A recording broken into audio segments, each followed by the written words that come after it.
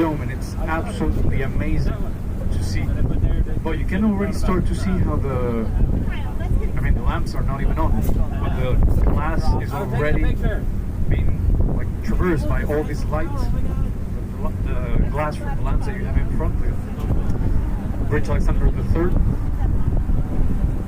and all of this that I'm mentioning, it was not done just by mere chance. It was conceived in that way. It was conceived to do all these things. Another thing that it was conceived to do was to frame perfectly the golden dome of the Invalids. So imagine that you have like a focal point that will be the golden dome of the Invalids that will be to your left hand side in just a few seconds, and then that focal point becomes larger and larger as it gets all the way up to you, and you see these four golden statues getting like further apart from each other. Of course, it's just an illusion. So if you want to see that I mentioned, you just need to stand between the two buildings on your right hand side, look down the bridge towards the golden dome that you have on your left. That's where you have, by the way, Napoleon's tomb today. Alors, si vous mettez juste entre le grand et le petit palais, je pense que j'ai déjà mentionné, mais vous allez avoir vraiment une vue. Ils ont fait exprès, en fait, les 4 statues dorées du vent, elles encadrent parfaitement le dôme de Red Symbolique, et ça devient de point de vue. Du coup, si vous êtes vraiment entre les deux palais, vous allez voir, vous avez l'impression que les statues elles font ça.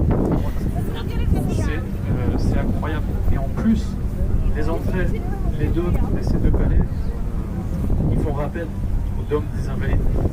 Les Invalides, pour le coup, c'est là où vous avez le tombeau de Napoléon. Si ça vous intéresse, c'est étonnant. C'est vraiment quelque chose d'incroyable. Alors, I come back in English. Yes. Now I mentioned this. I mentioned the American Church of Paris, right? Yeah. So we didn't mention that in French. So, en anglais, je disais on a été contre-courant. J'ai parlé de l'église américaine de Paris que vous avez juste à gauche. C'est la flèche verte que vous avez là.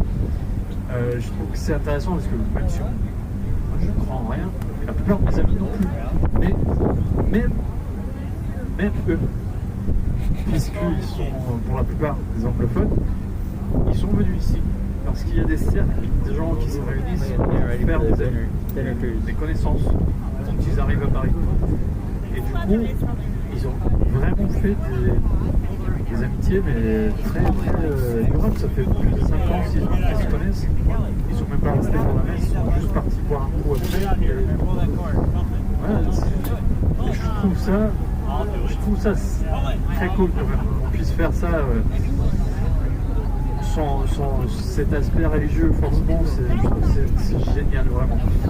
Et puis, j'ai parlé aussi du fait que juste après ce pont, le pont de la Main, il y a beaucoup de gens qui disent que c'est le pont le plus moche de Paris. Je ne sais pas si c'est vrai. Mais en tout cas, pas très loin, c'est pas vraiment un hôtel, mais on aurait l'impression que c'est un hôtel pour un sainte locale. C'est la princesse Diane. Est-ce que la flamme dorée de la Statue de Liberté qui est à New York, on a une copie ici, elle se trouve juste en dessous de l'entrée du tunnel où la princesse a eu l'accident il y a 26 ans. Donc la nuit, ils essayaient d'échapper, ils sont rentrés dans le tunnel, c'est là où il y a eu l'accident. Aujourd'hui, vous pouvez voir, il y a des gens qui laissent des fleurs, des pétitions, des prières, des cadenas, toutes sortes de choses, même des monnaies, un peu comme si c'était quelqu'un qui essayait de traverser le Styx. Voilà, je trouve ça poétique quoi. Si ça vous intéresse, vous pouvez venir. Des fois, c'est vraiment poétique. C'est simple, avec les gens qui sont autour. Voilà, vous allez juste à droite. Et puis, Want to go there next or what? avancez, vous avez aussi le palais de Tokyo, c'est le bâtiment blanc à droite ici, qui est très avec des sorts monumentales, si vous voulez sort. Il fait partie aussi des expos universelles. Aujourd'hui, il est let's see how beautiful we do. à Paris. On a I mean, I guess what to do while we wait for the. I see the. vous avez le palais de Tokyo, qui est le musée d'art moderne de la ville, mais vous avez aussi le petit palais, pour le coup il est gratuit aussi, ça je recommande fortement. Vous avez la maison de Victor Hugo, vous avez Jacques Connecté, Carnavalet, la plupart ils se trouvent dans le Marais, c'est pas mal. Les dimanches, je ne recommande pas trop parce que c'est explosé, c'est trop de gens. Même le personnel ne peut pas venir. Mais sinon, maintenant évidemment, je n'ai pas parlé de la Tour Eiffel, donc on va le faire. Alors, inauguré pour l'anniversaire de 1989, même année du centenaire de la Révolution. Cette année-là, c'est le tour de la et It's lit till 1 a.m. démontrer que les idéaux de la Révolution sont toujours vivants et que c'est la République qui les incarne. Et du coup, on veut vraiment faire une grande fête, super célébration. I mean, it's almost sundown. We can like wait, just hang out on the bridge and watch it light up. Un génial constructeur, Gustave Eiffel, qui propose de la bâtir en disant qu'il est capable de le faire, alors qu'il considère impossible. Le comité, il dit oui, s'il vous plaît. Donc, le gars, il va couvrir à 80% le coût de la tour, alors que normalement c'est impossible. Et là, on se dit que c'est pas impossible parce qu'il va payer pour tout ça, c'est bon. Et là, on y va. Et pourquoi? Tout simplement parce que on a vraiment transmis ce que je viens de dire, des idéaux enfin, évidemment de la Révolution, mais aussi que la Troisième République a les clés du futur, a les secrets pour l'avenir. C'est l'industrialisation, c'est ça en fait partie.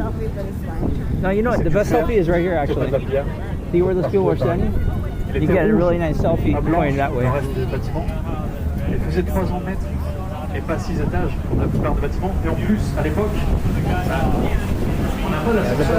C'est pour ça que la plupart des bâtiments down the stairs and you take one selfie right here. Background. Parce qu'on ne pouvait pas marcher 7 étages, 6 étages.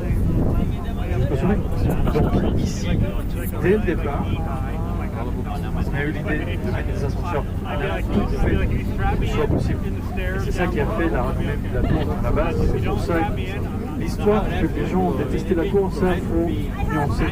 Parce que si c'était le cas, Gustave Eiffel n'aurait pas du tout récupéré son investissement en juste 6 mois.